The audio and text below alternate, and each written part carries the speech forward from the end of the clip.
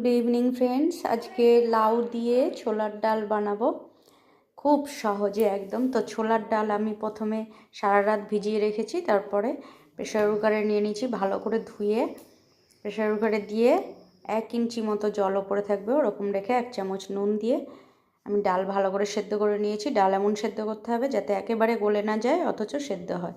তারপর কুকারের মধ্যে আমি লাউটা দিয়ে দেব, দিয়ে ডালের যে গরম জলটা সেই গরম জলটা দেব। লাউয়ে যদি ঠান্ডা জল দিয়ে আমি সিটি দেই তাহলে হয়তো শক্ত শক্ত থেকে যেতে পারে কোনো লাউটা। গরম জল দিয়ে দিলে, ডালের জলটা দিলে ডালের টেস্টটা লাউয়ের মধ্যে ঢুকে যাবে আর সুন্দর লাগে, খেতে ভালো লাগে।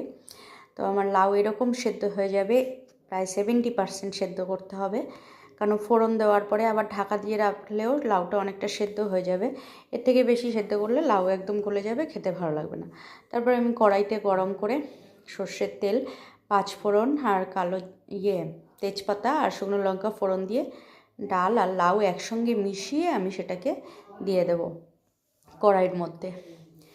তো দিয়ে ভালো করে নেড়ে চেড়ে দিতে হবে। দিয়ে যখন ডাল ফুটে উঠবে তখন আমি স্বাদ মতো নুন দেব, কাঁচা লঙ্কা দেব, আর একদম শেষে একটু ধনেপাতা দেব, চিনি দেব, দিয়ে ভালো করে নেড়ে চেড়ে রেখে দেব।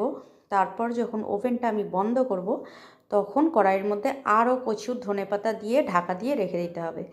তো বলুন রেসিপিটা কেমন লাগলো। রেসিপি ভালো লাগলে অবশ্যই আমার চ্যানেল রিনাজ ইজি কুকিংকে সাবস্ক্রাইব করে নেবেন আর লাইক কমেন্ট শেয়ার করে দেবেন।